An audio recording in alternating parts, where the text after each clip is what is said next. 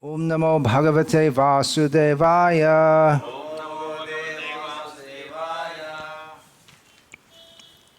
Om Namo Bhagavate Vasudevaya. Om Namo Bhagavate Vasudevaya. Srimad Bhagavad-gita, Chapter 2, Text 46, translation and commentary by His Divine Grace, A.C. Bhaktivedanta Swami Prabhupada. Yavan artaha uda pane sarvataha sampluta udake tavan sarveshu Vedeshu Brahmanasya Vijanataha Yavanartha Udapane Sarvata Samplutodake Tavan Sarveshu Vedeshu Brahmanasya Vijanataha Yavan Artha Udapane Sarvata Samplutodake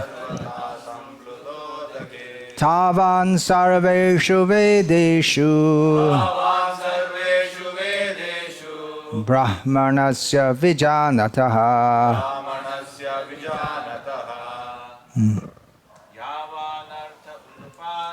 Yavan Artha Udapane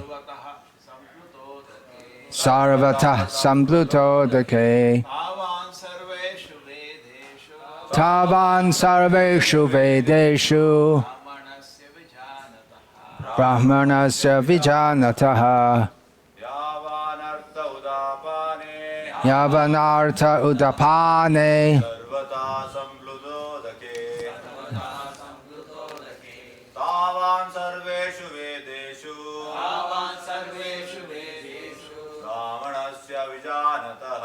Brahmanasya Vijanataha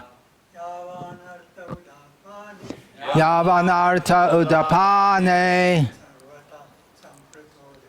Sarvata Samplutodake Tavan Sarveshu Vedeshu Brahmanasya Vijanataha Yavanartha Udapane Samplutodake Tavan Sarveshu Vedeshu Brahmanasya Vijanataha Nartha Udapane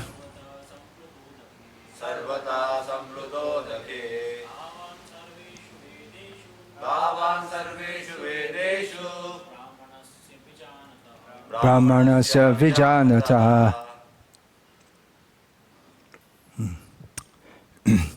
Yavan, all that, Artaha is meant, Uda, Pane, in a well of water, Sarvataha, in all respects, Sampluta, Udake, in a great reservoir of water, Tavan, similarly, Sarveshu, in all, Vedeshu, Vedic literatures, Brahmanasya, of the person who knows the Supreme Brahman, Vijanataha, who is in complete knowledge. All purposes served by a small well can at once be served by a great reservoir of water. Similarly, all the purposes of the Vedas can be served to one who knows the purpose behind them.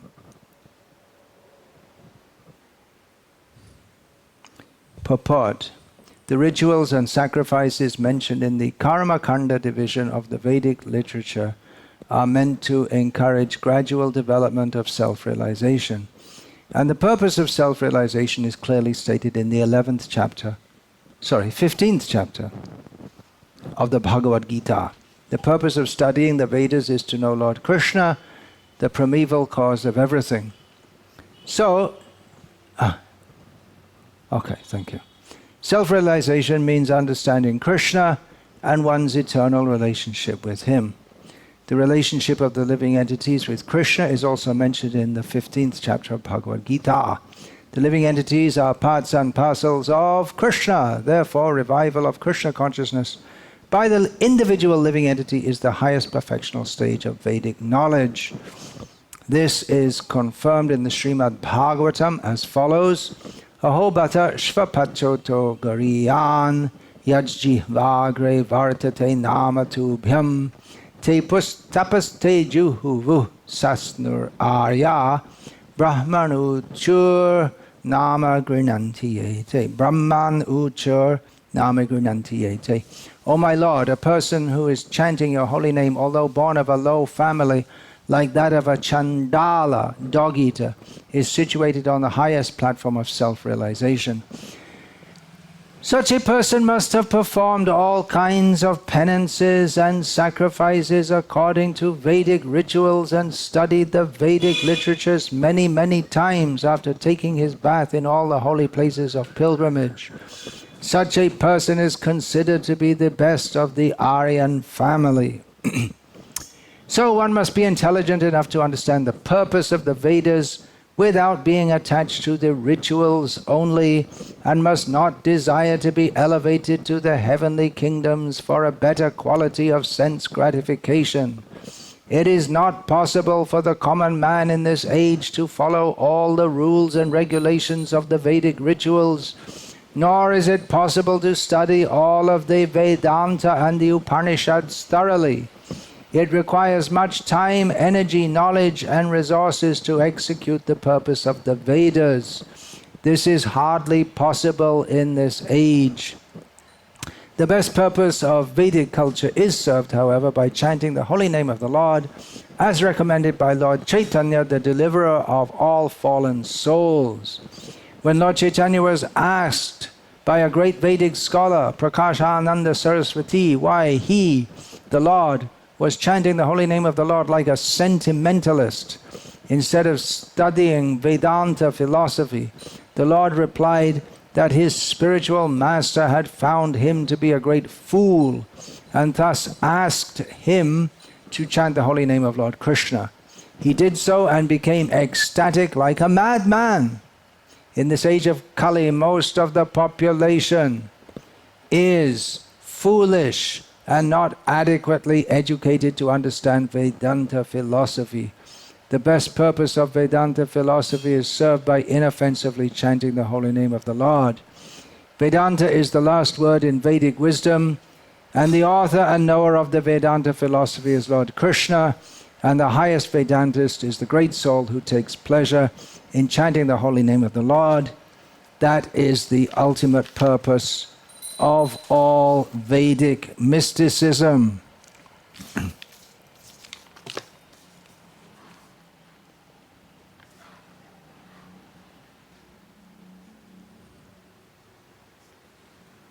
Om Jnana-timirandhasya Jnananjana-shalakaya Chakshuranmilitam Yena Tasmai Shri Gurave Namaha. Nama Shreshtham Manamapi Shatchiputramatra Surupam Rupam Tasyagrajamurupuring Maturim Goshtavatim Radha Kundam Girivaramaho Radhika Madhavasham Prapto Yasya Pratita Kripaya Shri Gurum Tam Natosmi Vandeham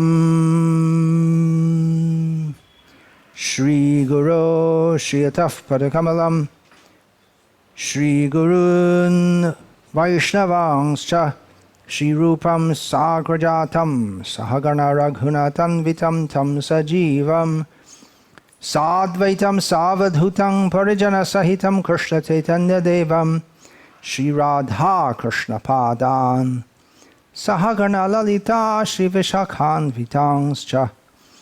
Hare Krishna, Krishna Krishna, Hare Hare. Hare Rama, Rama Rama, Hare Hare.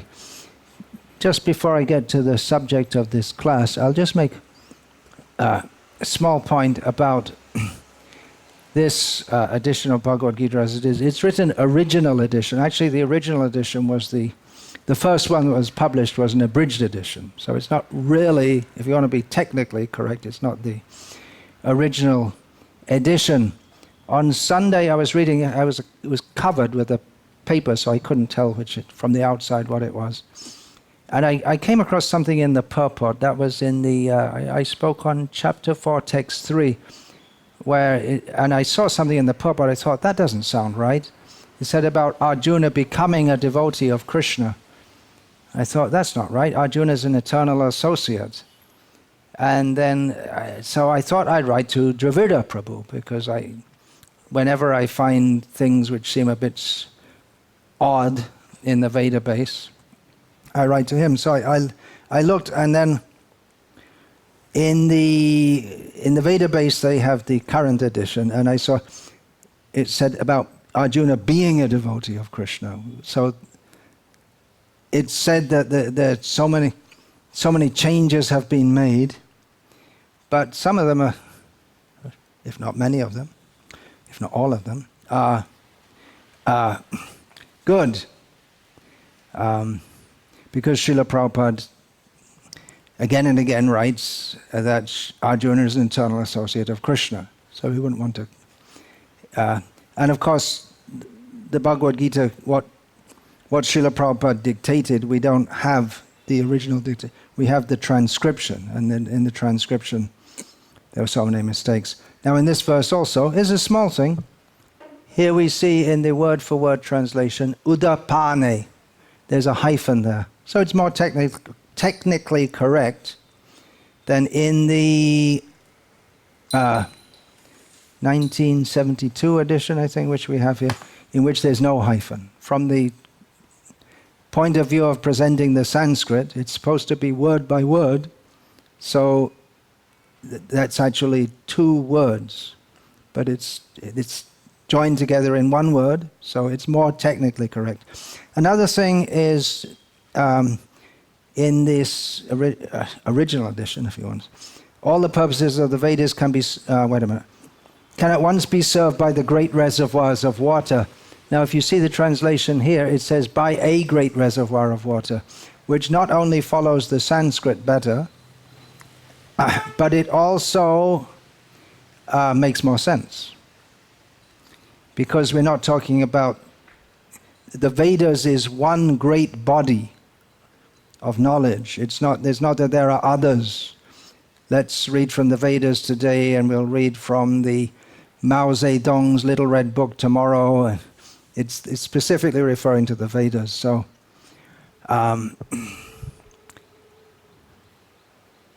yeah, I'm not in the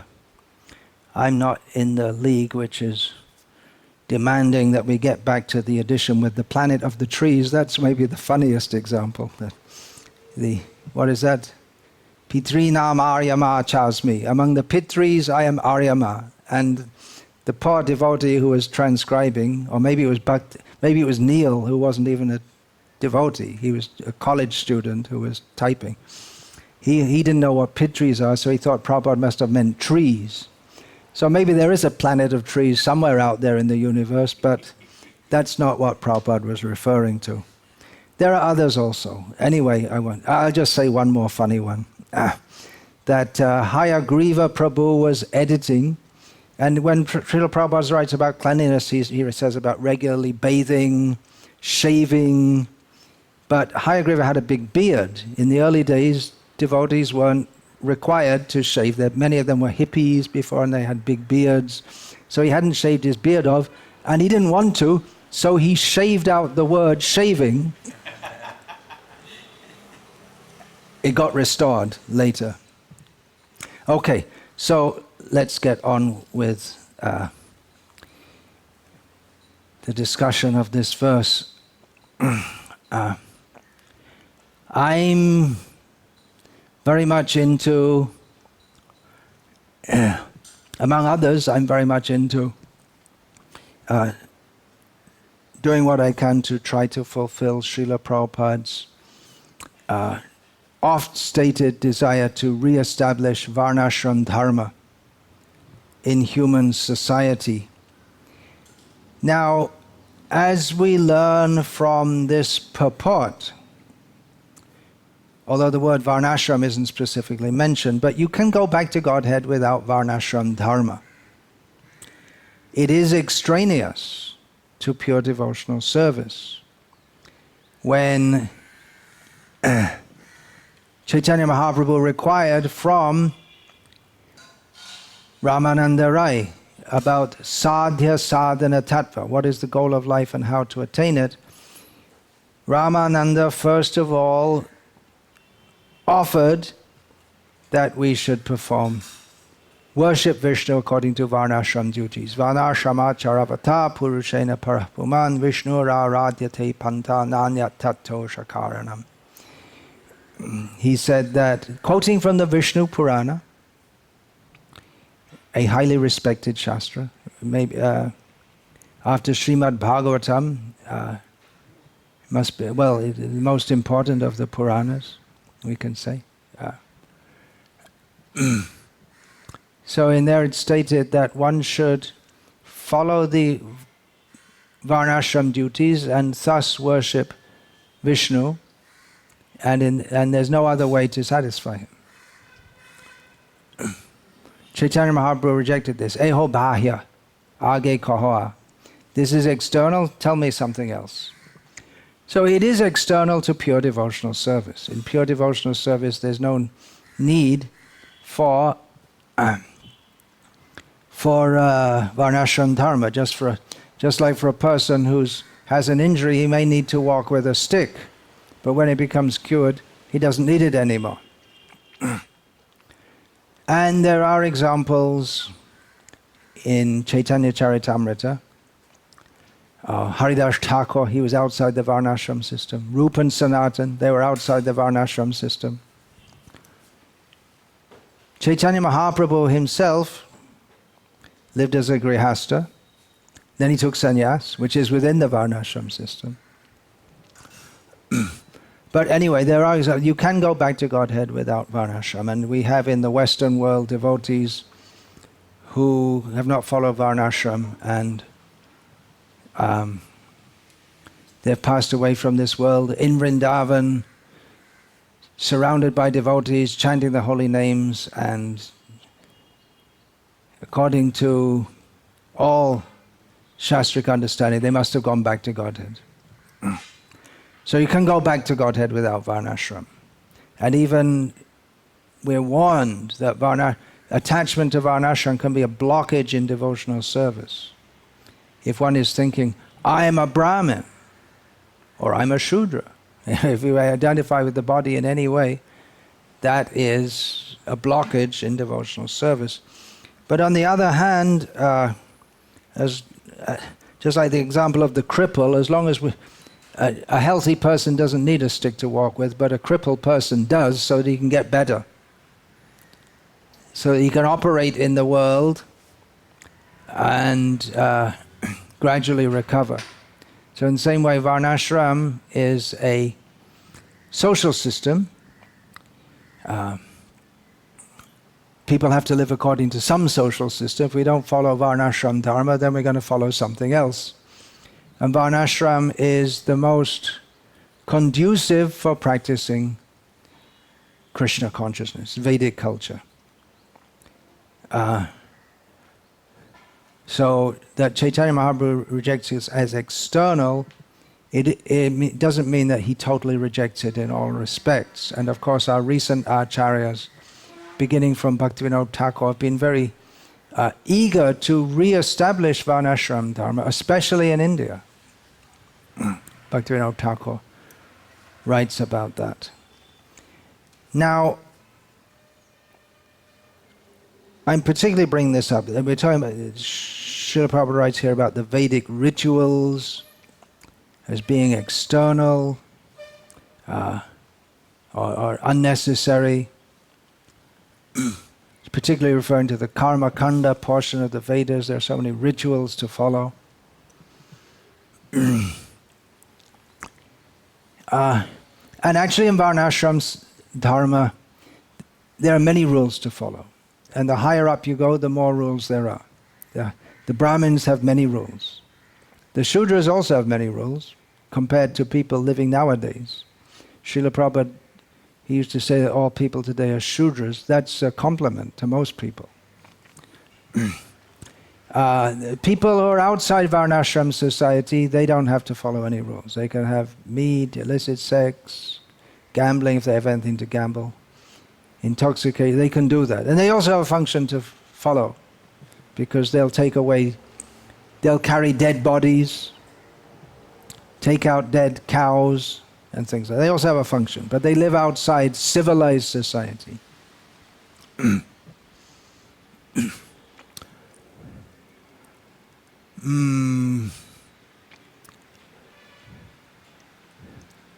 Now everyone has a role to play, but those who are brahmanas, those who are close to God, it's considered, and they can come close to the deities in the temples.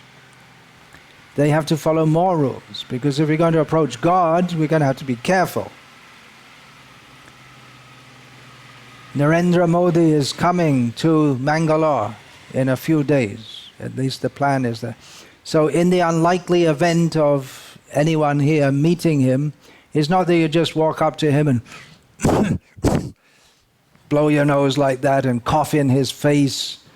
You'd have to follow a certain protocol, because he's a very important and respectable person. And to not treat him with the utmost respect would be extremely rude. Of course, other politicians do so all the time in other parties, but even they, I hope, when they meet him, personally, they would treat him with some respect, because that's proper human behavior. So what to speak of the Supreme Personality of Godhead? There are so many rules, and in the Karma Kanda and the Jnana Kanda and the Upasana Kanda and in Bhakti, they're all followers of the Vedic culture, and so they all follow many rules for regulating every part of one's life, everything that's done in Vedic culture. For instance, if you're going to build a house, there's so many considerations.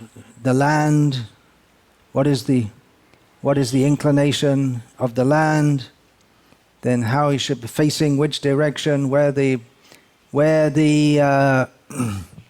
kitchen should be, where the bathroom should be, right? In Vedic culture, there's said where the no, there's no bathroom. There's no place for passing stool or urine in a house. That's not done in a house. That's outside. If you pass stool in a house, then you can't cook there or worship the deities, because it's all contaminated according to the old system. You have to go outside. Now so what I'm saying is that all these things are followed. And then at what time, the time that you have to start the construction has to be astrologically considered. Whether to build a house there at all or not, you have to astrologically ascertain. And then you have to, if before building anything, you have to see the cows graze there for some time. There's so many things to be followed. And in everything, even in passing urine and stool, there are so many rules. Now, I happened to mention this recently in Mayapur. I gave a 3-day series of talks titled Understanding and Appreciating Understanding and Applying Srila Prabhupada's Teachings And just at the end of the 3 days, I mentioned something that, well, in Varnashram Dharma, there are even rules for, if we're going to institute Varnashram Dharma in society, then we're going to get back to the old rules, such as which direction to face when you're passing urine or stool. So you might think, well, which direction is it? It's not fixed. It depends on the time of day. And even the time of day, if it's the right direction, if that happens to be facing toward a Vishnu temple, then you can't do it. So there are so many considerations. Now, one of my godbrothers, who's been preaching in America pretty much all his life, I had a little exchange with him by email, and he thought this thing about, this is just silly. Just silly, why should he made a slightly sarcastic comment. He just said, that's a silly little thing. You can pass urine in any direction, and you can still go back to Godhead. He didn't say all of that. He didn't say all of that, but there was a little sarcasm there. So it's true that you can, and he said, when I get back to Godhead, they can teach me all the rules. Something like that, he said. In other words, the idea is just a silly, trivial thing. And when I was first in India, I first came in 1976 for 6 weeks only, but then I came in 1977 to stay, which I have done more or less since then, if you include Southeast Asia as an extension of India. I was 10 years in Bangladesh, Thailand, and all those places. But there's actually quite a lot of Vedic culture in Thailand. Well, something. Anyway, more than in America, that's for sure.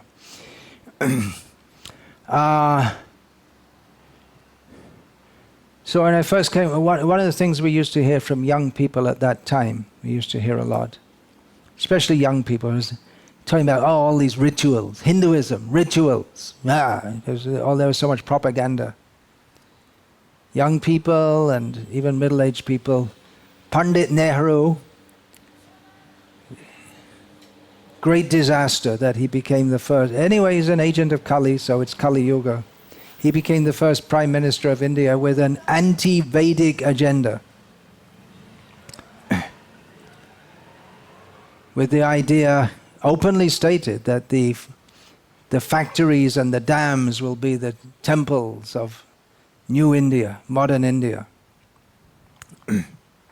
And if you trace it further, you can find this goes back to Swami Vivekananda with this idea, nationhood, build a nation, all rubbish ideas. Anyway, so there's a big, what is all this ritual? Because at that time still, many people, they followed many rituals, but they didn't know why. And the priests, they were called priests, means Brahmins, and they'd chant mantras. And the Brahmins didn't know what the mantras meant. One time I asked, there was a Brahmin chanting some mantras. I asked him, it was a young man. This was many years ago. I said, what does that mean? He said, I don't know. Karma Kanda. My father taught me to chant this when I do this. I don't know. And there's that idea actually in the Karma Mimamsa that you don't have to know what it means. If you chant the Vedic mantras exactly according to all the rules and regulations, you get the result.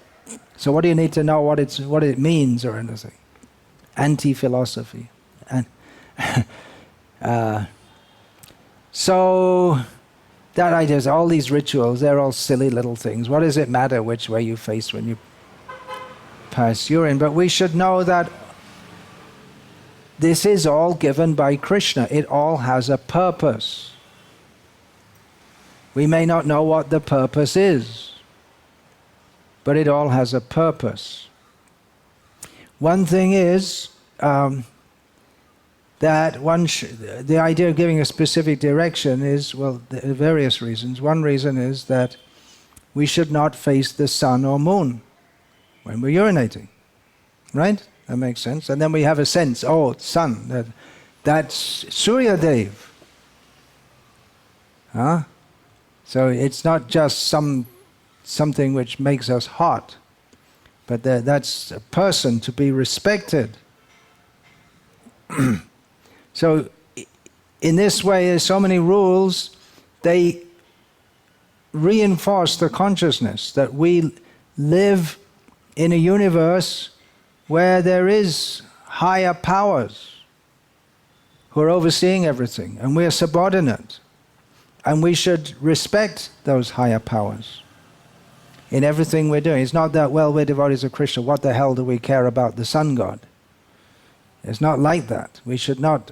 In fact, that's stated among the 64 rules that Srila Rupa Goswami gives for sadhana bhakti. One should not disrespect the demigods.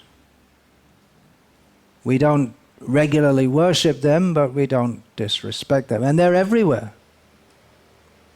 Even when one rises in the morning, first one has to say a prayer to Bhumi Devi before we put our foot on the ground. Everyone used to do. We're putting our foot. She's our worshipable mother, but we have to put our foot on her.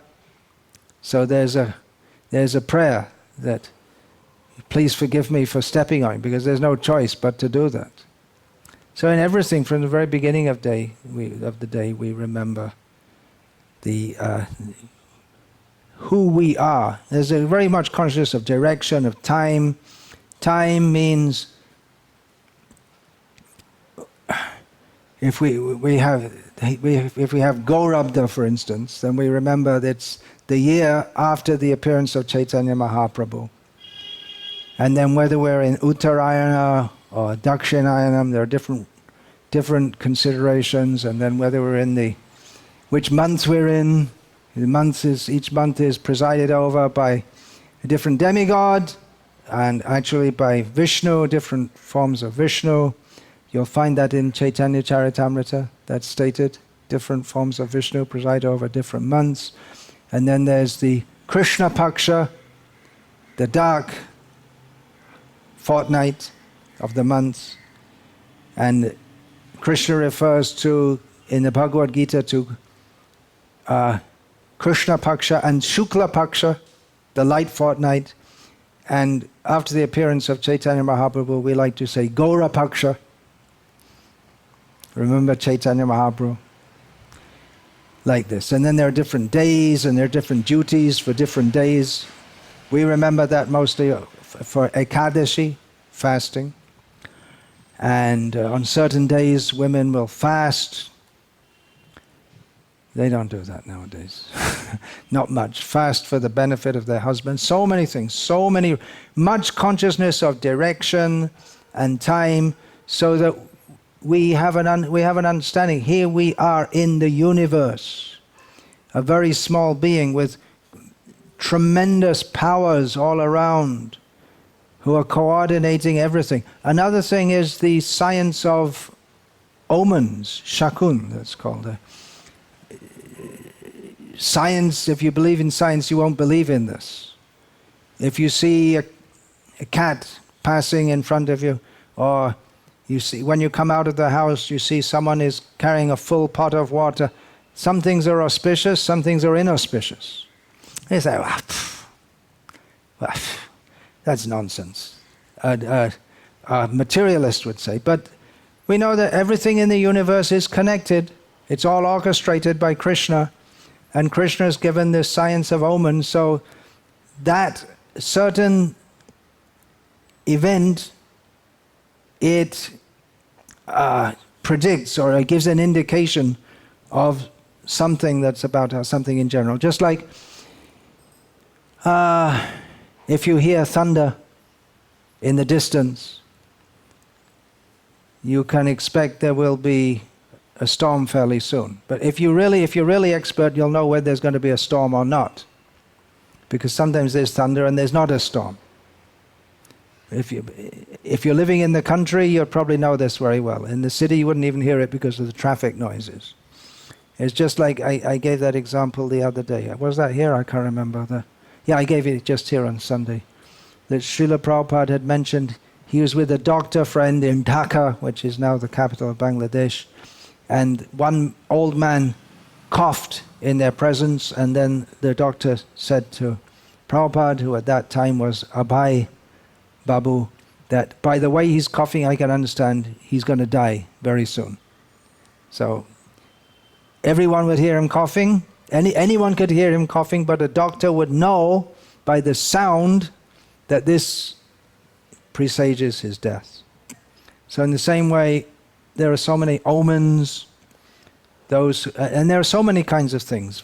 In Vedic physiognomy, you can see from the face where if the eyebrows are joined together, where they're apart, how high the forehead is, and then if one toe is out of sequence, if it's longer than another, it all gives ideas of the personality. That's why Shukdev, when he came into the assembly on the bank of the Ganga, then everyone stood up, even though he was a young boy. But just by seeing him, they could understand he's a great personality. And that's those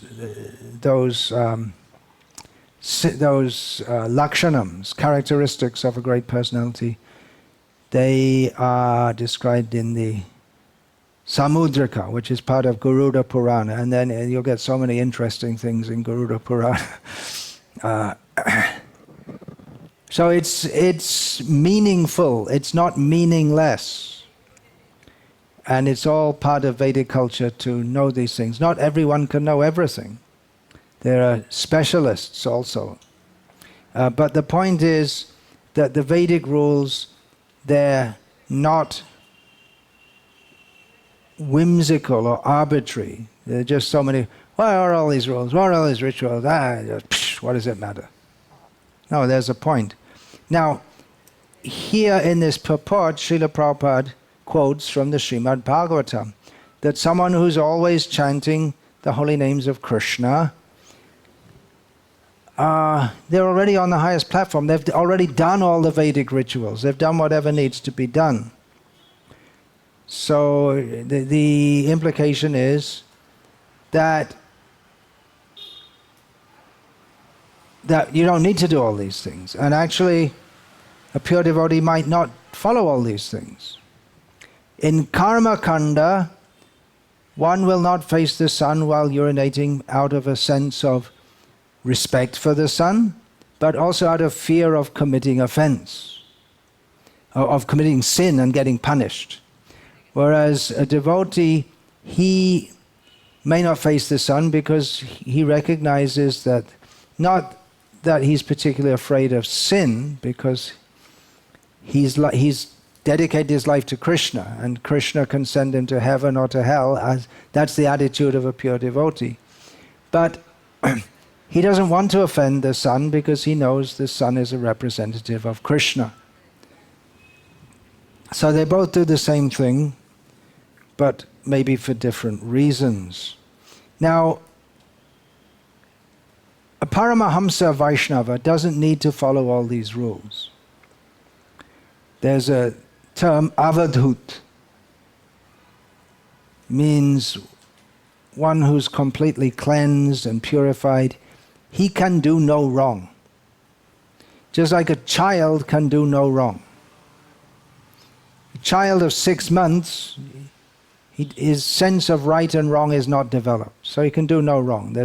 If a child accidentally presses a button by which, I don't know, the house is closed and you can't get into the house, something like that. They have, in America, you push the button and the garage opens. Maybe the child will push the button and the garage opens and then thieves come in and steal things, but you don't punish the child. The child doesn't have a sense of what should be done and what should not be done. And a topmost Paramahamsa may not have that sense because they're totally absorbed in love of Krishna. There are a few like that. Banshidas Babaji was like that. he was just totally absorbed in love of Krishna. So he didn't follow the rules and regulations of deity worship. He treated his deities like a father or mother would treat naughty children, and he would punish them, and he would feed them whenever he got some food. He would feed them. He would go out begging, and one time he punished them by not feeding them for a few days because he went out begging, and then he came back to his little kuti and all his cooking utensils were stolen. So he said, "It's your fault. I left you here guarding them. So now I can't cook, so you're not going to eat for a few days." Which meant that he also didn't eat for a few days. But anyway, that's unusual. Ordinarily, pure devotees also follow that to teach others. One thing is, just like with the example of the sun, a pure devotee doesn't want to disrespect the sun. And also to teach others, because if people prematurely think that I'm on a stage where I'm a devotee, so I don't need to follow all these things. Srila Prabhupada actually rebuked one disciple who referred to himself. He wrote a poem and he sent it to Prabhupada. It was a poem addressed to Krishna. "I am your devotee, Krishna." And Prabhupada said, a devotee doesn't think he's a devotee. Just like we hear. Someone said, "Well, I became a devotee so many years ago." Or someone asked me, "When did you become a devotee?" So often I'm asked, I might reply, "Well, I'm still trying. I can't say I became a devotee." So a devotee doesn't think he's a devotee. So a topmost devotee will follow the rules to teach others, not to follow what they need to follow. Others, devotees, may not be on the topmost Paramahamsa platform, but they may not follow all the rules and regulations, especially if they're preaching. For instance, it often happens that we're busy in preaching through the whole Sandhya, and we don't get to chant Gayatri in the proper time. That doesn't become an offense, because we're absorbed in preaching. Just like the talk is scheduled just before the Sandhya begins, and so we don't have time during the Sandhya we can't stop in the middle of the talk and just say, "Well, I'm just stopping for a few minutes." For preaching, you may have to break so many rules.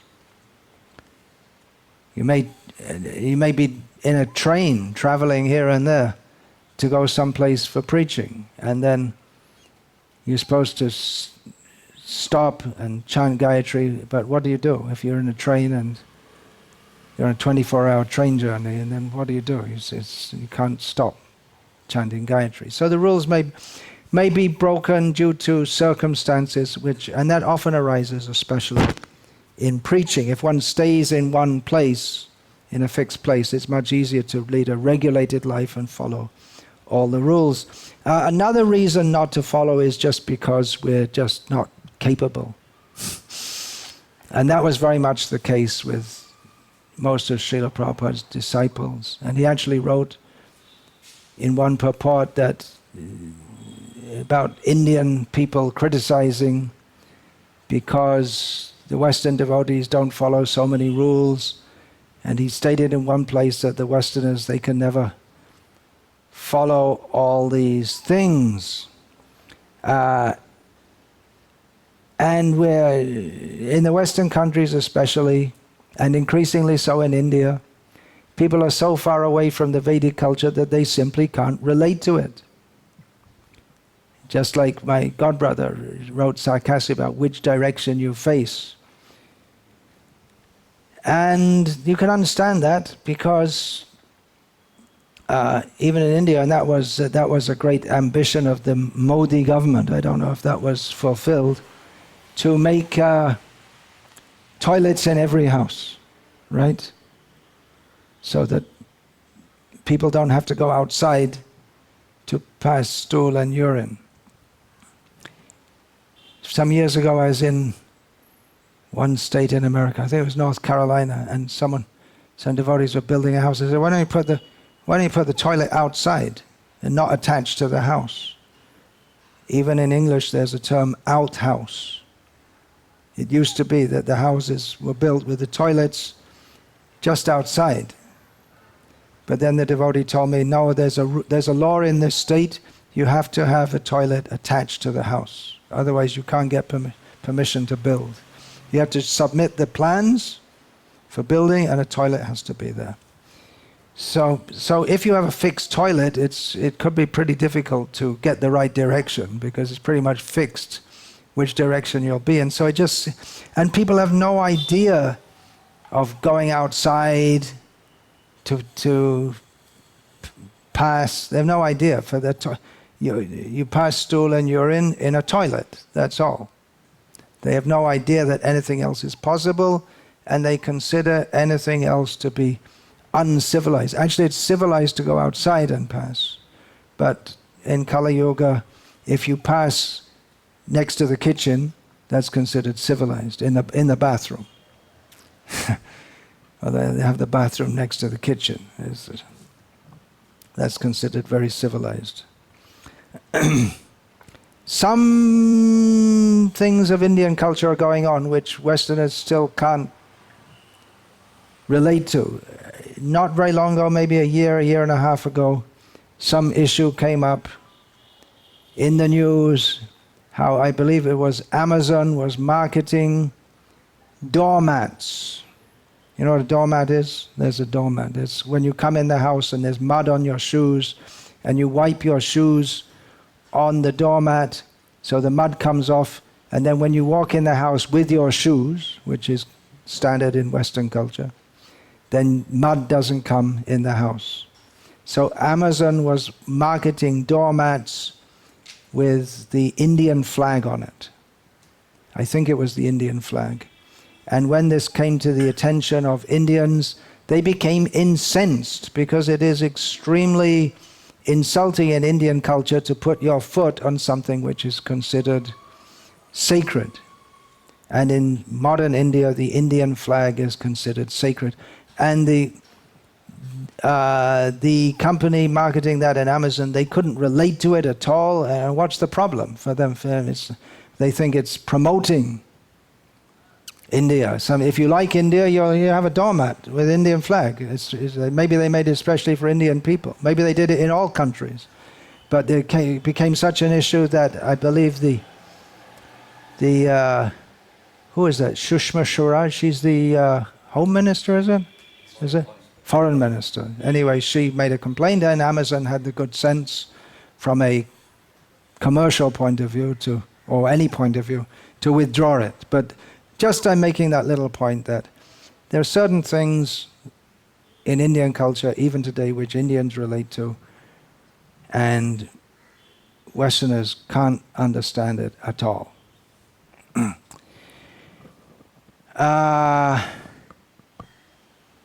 But even if, and like I say, modern Indians might not understand that either, because which direction you face whichever direction the toilet is in. You go in and you don't have any, if you go into a public toilet and you face the wrong direction, it goes all over the floor. You can't even think of doing it. It seems ridiculous. So, if we can't understand it, we shouldn't denigrate it, because it is, after all, given by Krishna. And as far as possible, at least in India, we should try to revive that great culture. Now we may say, well, that's not very, we want to make things complicated. Let's just keep it simple. But you can also consider that all the acharyas and all the great Vaishnavas previously did follow all these things. And one would not be considered fit to worship the deities unless he followed all these things. Even the Shudras would follow things like not facing the sun while passing urine. What to speak of the Brahmanas? It's only the Chandals who wouldn't follow such things.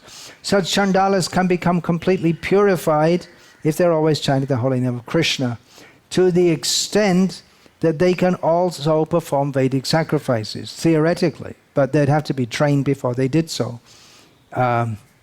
because Vedic sacrifice require proper pronunciation. Even if one is chanting the holy names, it requires a lot of training to offer sacrifice. For chanting the holy names, there are no fixed rules concerning desha kala niyam nahi. Kayate shuite jota tota namaloi desha kala niyam nahi. Sharva siddhi hoy, Chaitanya Mahaprabhu said that even while eating, even while lying down, one can chant the holy names of Krishna. There are no considerations of time or place. One can get all perfection in all circumstances. So it's not possible to perform a Vedic fire sacrifice while eating at the same time, popping some potato chips in your mouth. Or swaha is not possible. Or if you get tired, you lie down and put the ghee in the fire. It's not possible. You can't do that. Theoretically, you can do while chanting the holy names, but actually, even in Shastras, it's recommended that you sit down while chanting. Eating is time and place for everything. But the idea is that the holy name is so merciful that even without following all these rules, we can get all perfection. That doesn't mean that the rules are unimportant. So we should try to revive Varnashram, right? Because Srila Prabhupada wanted that, and he wanted it for a specific reason. Even before he came to the West, he was writing about that. He was writing about that because Bhaktivinoda Thakur wanted that to be properly. He was the first one to write about that, as far as I know. There may have been others. And Srila Prabhupada also wanted to do that. And Srila Prabhupada very much linked the Varnashram revival with farm projects. Although Varnashram can be followed not only in farms, because in Vedic culture there are cities also. But Srila Prabhupada particularly wanted to make that on the farm projects because if we make farm projects, then we can make our own society, our own villages. And Mayapur, he wanted to be a Vedic city also. But he said no more than 50,000 population. So that, and even in that, in Mayapur, in the original plans that Prabhupada approved, there were to be separate living quarters for Brahmanas, Kshatriyas, Vaishyas and Shudras.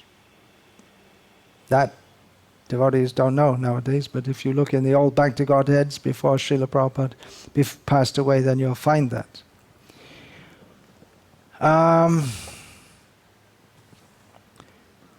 Srila Prabhupada wanted it.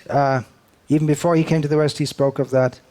But from the early 1970s on, he spoke of it with more insistence, seeing that many of his Western disciples, well, actually most of it, the great majority of Prabhupada's disciples were Westerners anyway, they were falling away from devotional service and back into their old bad habits.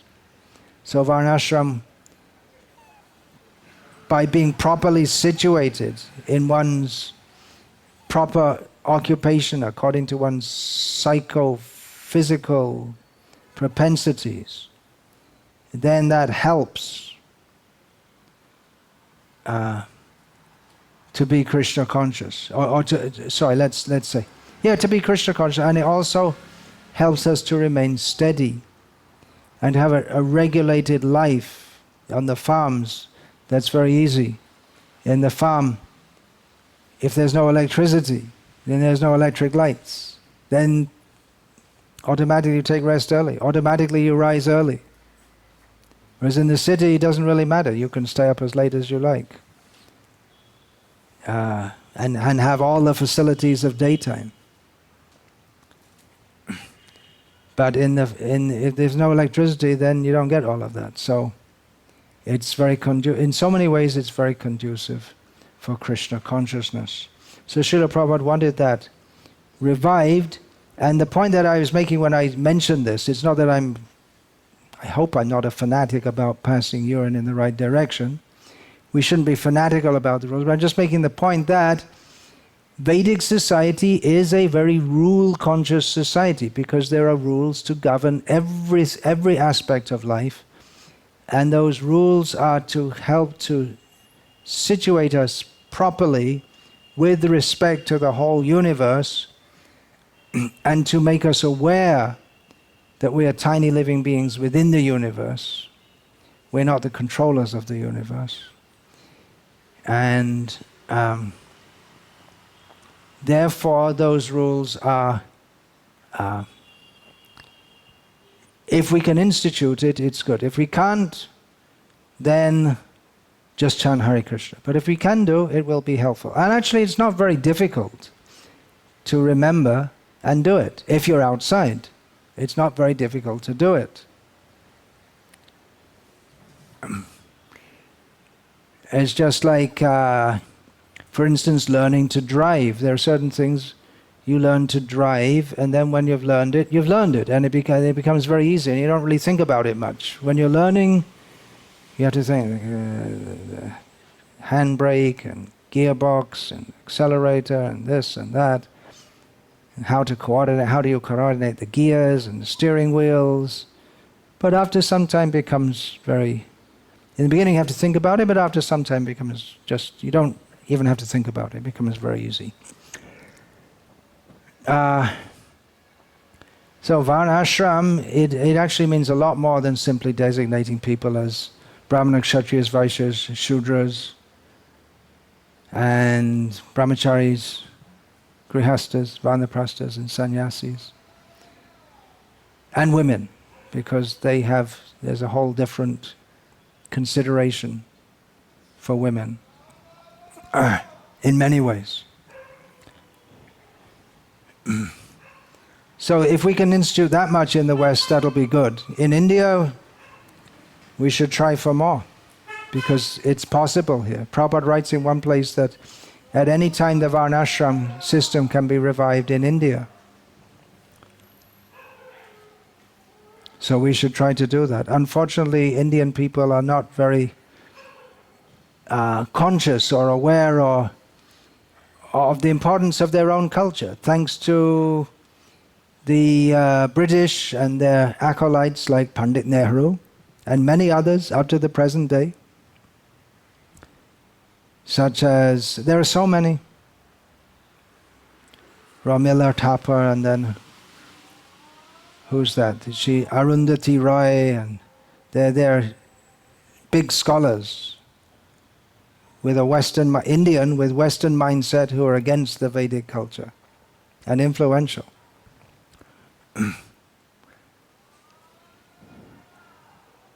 So Indian people it's been Hindus, let's say Hindus, it's been systematically inculcated in them that this culture is nonsense, and they're very eager to follow the Western culture and not very eager to follow the Indian culture, the traditional Vedic culture. And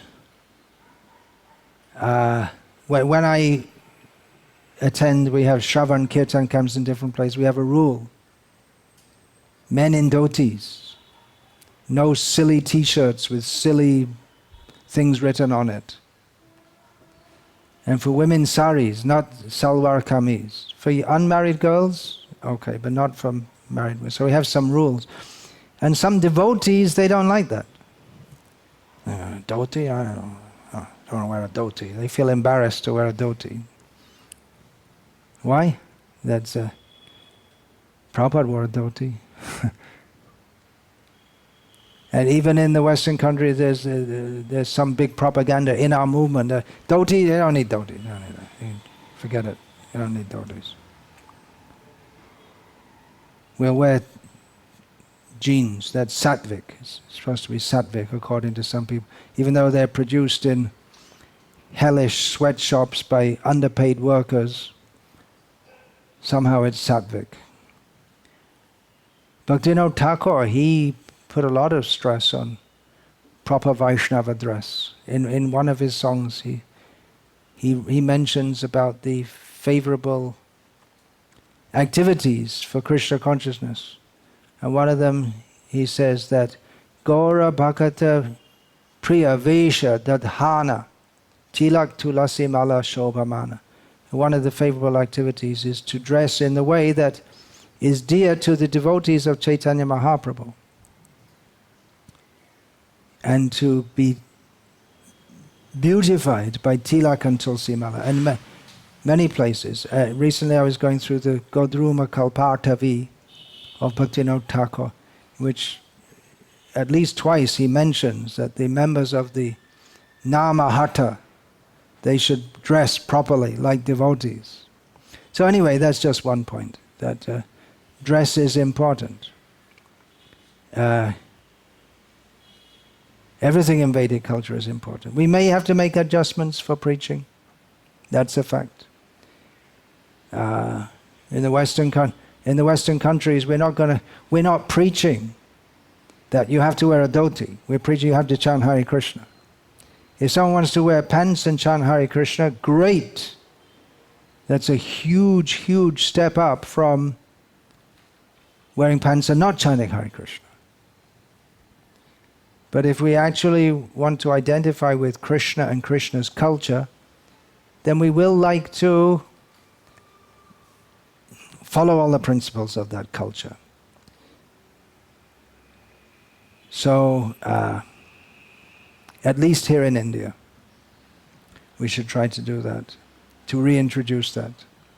Unfortunately, Srila Prabhupada's Varnashram initiative is largely forgotten, or to be more precise, suppressed within our society.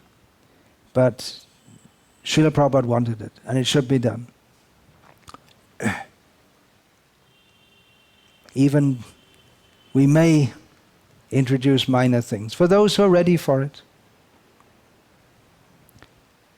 There's one farm community that I regularly visit in Gujarat. Devotees there. So the devotees there, they introduced in the temple the screen curtain to separate the men and the women. And I thought, there's too much. The women will protest. But actually they like it. Everyone likes it.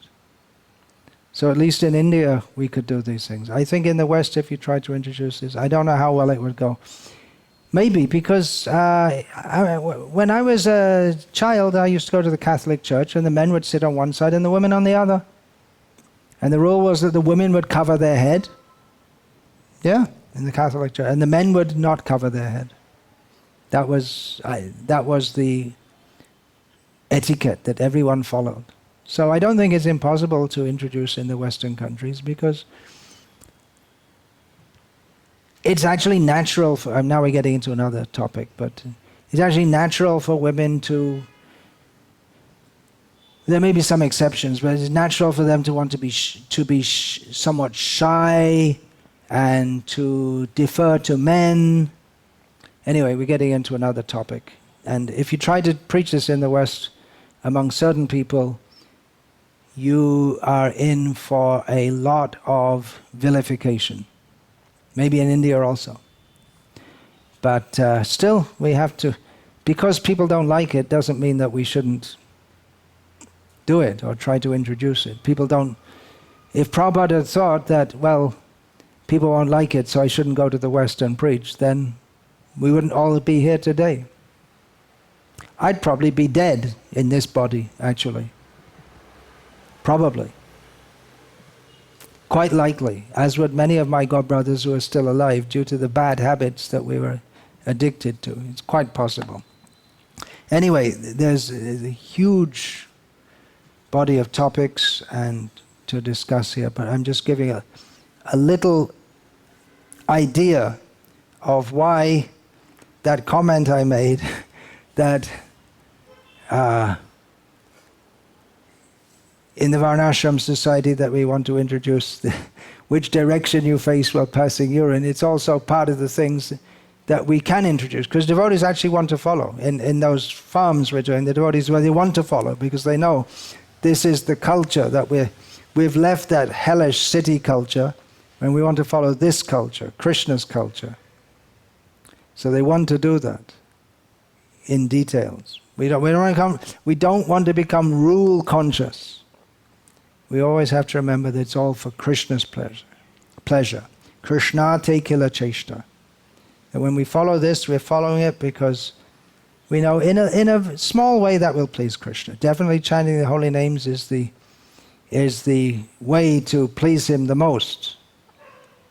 But if we're attentive to in every detail of our life, we're always thinking how to please Krishna. And the Vedic rules give us the opportunity to do that. So I'm just making that point because definitely, especially to many devotees in the West, it will just seem completely absurd to them why we should be interested to introduce rules which, to their understanding, have absolutely no meaning or utility whatsoever. But my point is they do have meaning and utility. They're not the main thing by any means, but they do have meaning and utility. So, Hare Krishna.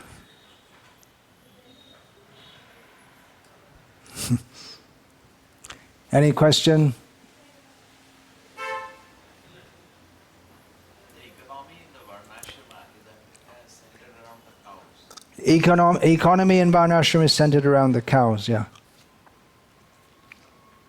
Cows and land. Actually, in every culture it's centered around the cows and the land, because that's the most basic commodity that everyone needs is food. It's just that in modern life, in city life, we don't see that. But in city life, if the food supply stops within 2 or 3 days, it'll be a total disaster. So people don't see it, but actually the whole economy everywhere is based on food. That's the first basic necessity. That first, when we talk about economy, we're talking about production and consumption. So you may say, well, air is the first basic necessity, but that's there. You don't have to do anything to get it. So the first basic necessity is to arrange for his food. So it's true in every culture. Cows, yeah. I see Varnashrama community coming, but I don't see sometimes when I visit their cows, I get surprised. Yeah. It's now we're getting into a big area of topics. If we're going to discuss the details of establishing Varnashram, it's a big, big thing. Cow culture, as it was practiced in India until recently, it's difficult to do so as it was previously. One major reason is because the forests are all cut down and the common land is encroached on, the grazing land. Doesn't cost anything to keep a cow if you have grazing land. If you don't, then you have to grow or buy feed. So it makes it economically, unless you're very economically conscious, it's economically unviable to keep a cow.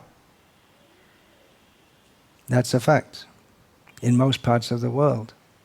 So I gave a talk on this a few years ago called The Money Culture, in which the whole world is running on the money culture. Everything's in terms of money. When you see a cow, when a farmer sees a cow, he doesn't see my mother, he sees money. Is it a profit or a loss? When the milking rate goes down, sell the cow for slaughter. Because I can't afford to keep any more.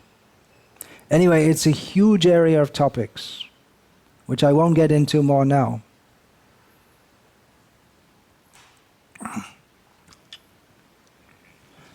Hare Krishna.